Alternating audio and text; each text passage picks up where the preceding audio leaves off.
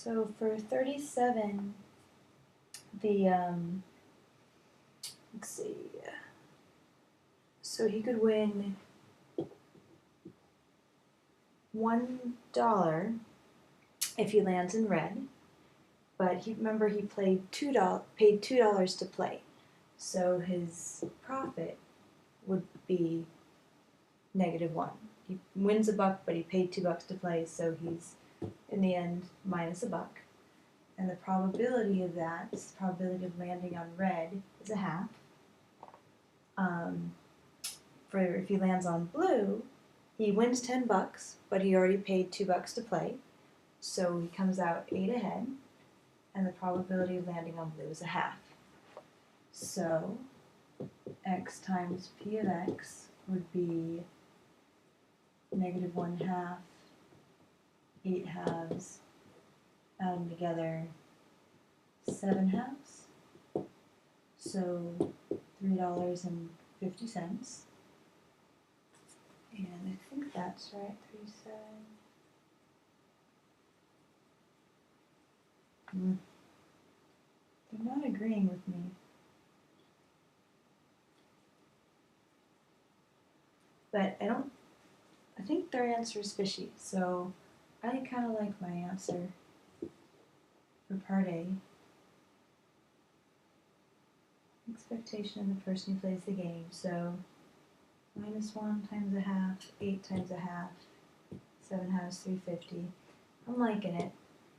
And for part B, they want the fair price.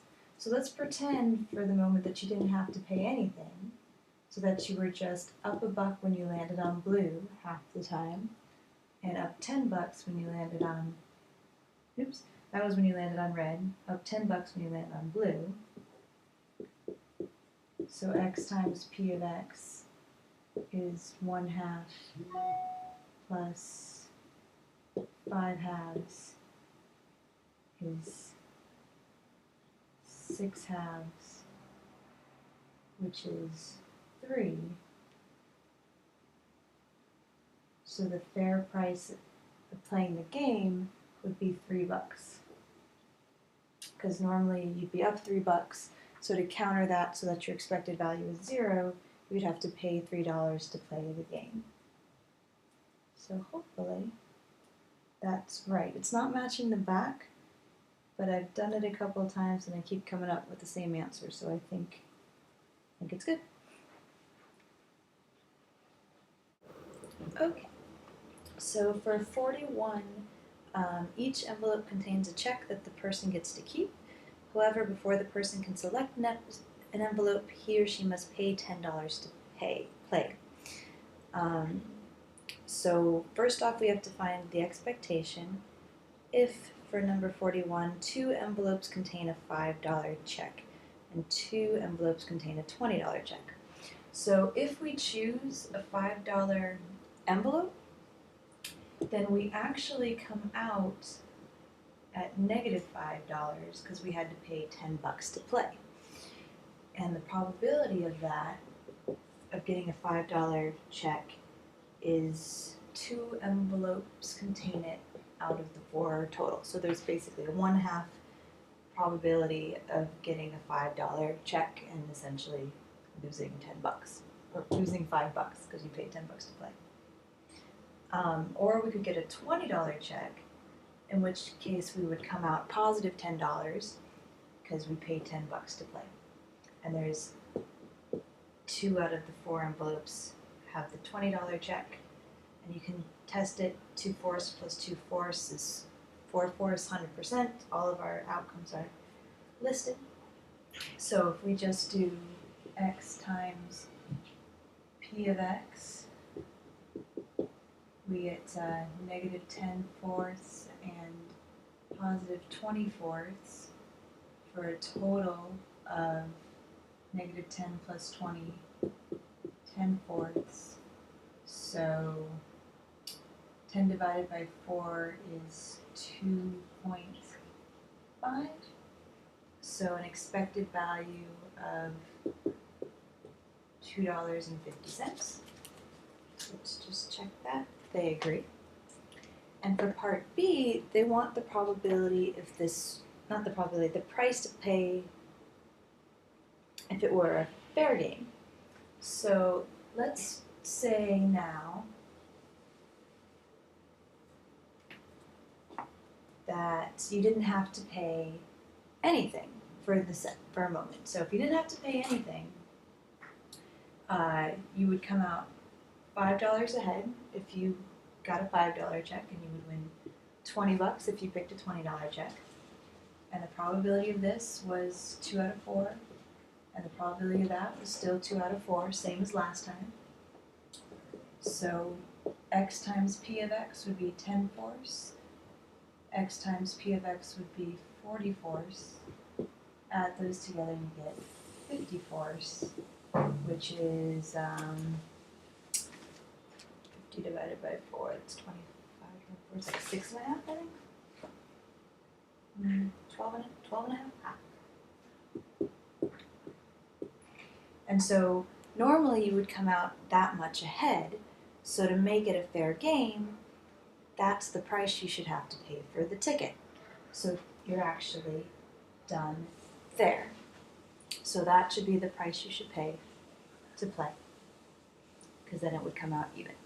You would win $12.50, but you paid $12.50, so it's good. So that's 41. Going on to 45.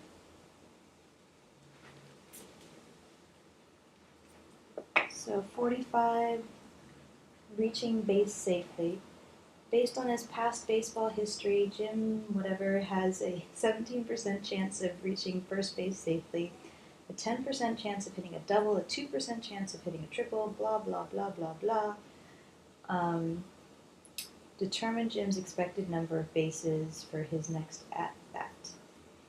So, expected number of bases. Okay, hopefully this doesn't require me to have too much baseball knowledge. So,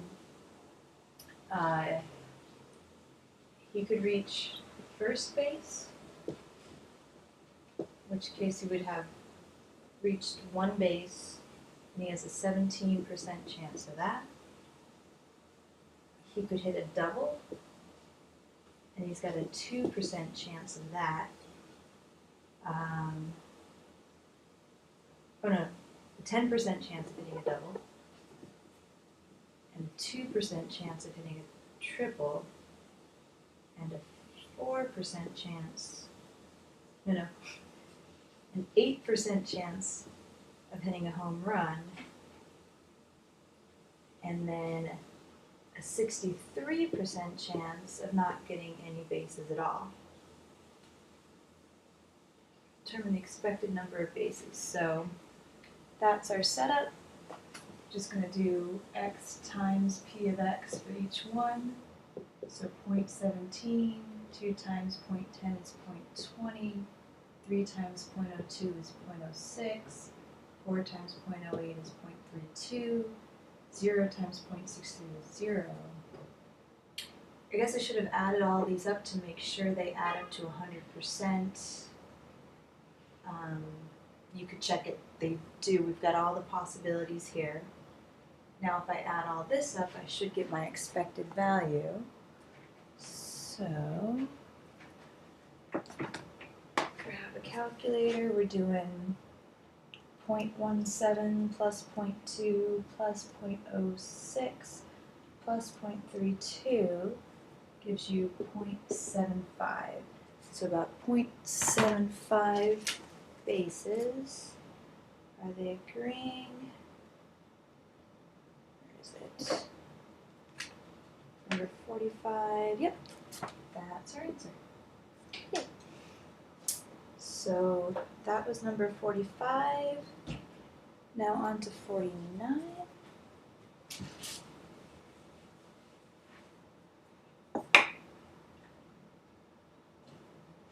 So for 49, employee hiring, the academic vice president at Brookdale Community College has requested that new academic programs be added to the college curriculum. If the college's board of trustees approves the programs, the colleges will hire 75 new employees. If they are not improved, they will hire only 20 So they'll hire 75 if they're approved, and it says the probability that the new programs will be approved is 0.65, and they'll only hire 20 if it's not approved. So if there's a 65% chance of it being approved, there's a 35% chance of it not being approved. Just have to add up to 100. It's either approved or not. And we're just going to find our expected value, x times p of x.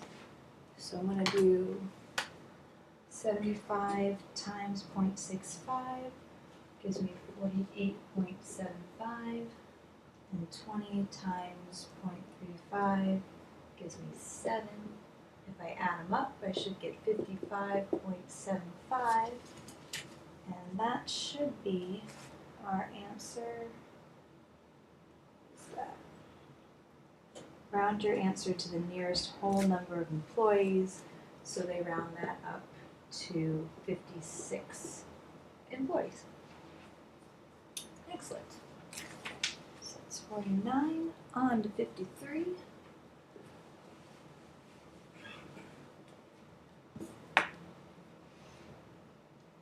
So for 53, rolling a die is rolled many times and the points facing up are recorded. Determine the expected average number of points facing up over the long run. So our possibilities are 1, 2, 3, 4, 5, or 6. And the probability of getting each one of these is just 1 out of 6 for each one. 6 possibilities. 1 out of 6 chance that we'll get a 1, etc. We do our x times p of x, so just multiply them, 1, 6, 2, 6, 3, 6, 4, 6, 5, 6, and 6, 6. Add them all up. They all have the same denominator, so just add the numerators. 1, 2, 3, 4, 5, 6, 10, 15, 21, 6. And that should be it. 53. No.